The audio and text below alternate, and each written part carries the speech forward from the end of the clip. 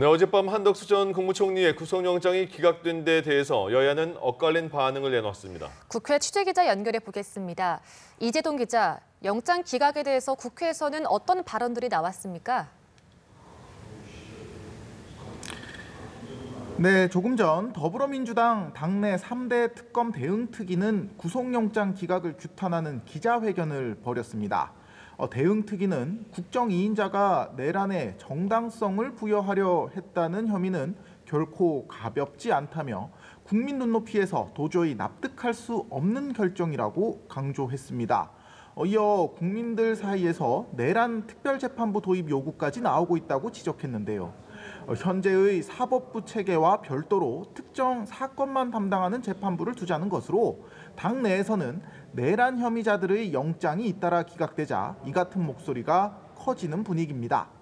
반면 국민의힘은 구속영장 기각은 당연한 결정이라는 반응입니다.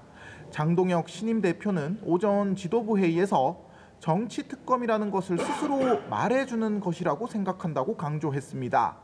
그러면서 법원이 또다시 당원 명부 압수수색 영장을 발부한다면 법원 스스로 사법부의기를 포기하는 것이라고 생각한다는 입장도 내놓았습니다.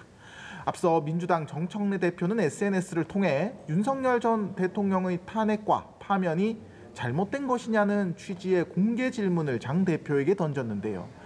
이에 대해 장 대표는 왜곡과 망상으로 점철된 정치 공세에 대해서는 답할 필요가 없을 것 같다고 말했습니다.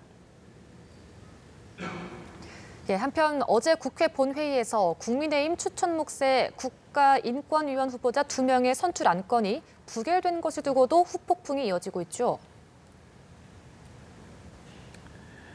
네, 어제 국회 본회의에서 야당 추천 인권위원 선출 안건이 부결되면서 국민의힘이 국회 일정을 모두 거부하겠다고 밝혔죠. 해당 후보자는 사랑제일교회 정광훈 목사를 변호한 것으로 알려졌는데요.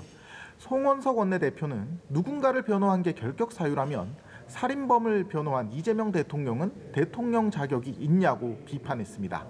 이어 여당 원내 지도부가 의총 공개 발언에서 부결을 선동했으며 국회의장도 여당의 폭거를 두둔했다고 비난했는데요. 반면 민주당은 부적합한 인사를 추천한 국민의힘의 잘못이라는 입장입니다.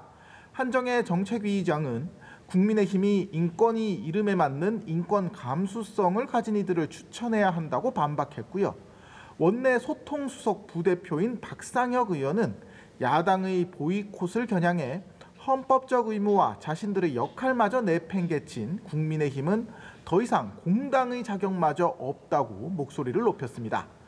국민의힘이 국회의장과 여당의 사과와 반성 없이 향후 정기국회 주요 일정 협의는 어렵다고 거듭 밝히고 있어 정기국회가 시작부터 파행할 수 있다는 전망도 나옵니다.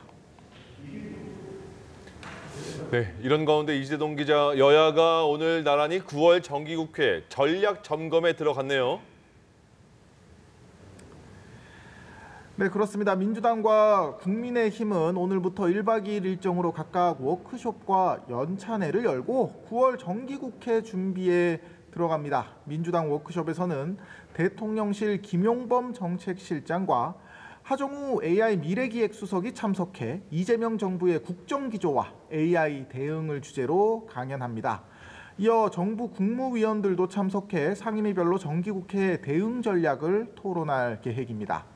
이번 주 새 지도부를 꾸린 국민의힘도 연찬회를 통해 내부 결속을 다지고 전열을 재정비하는데요.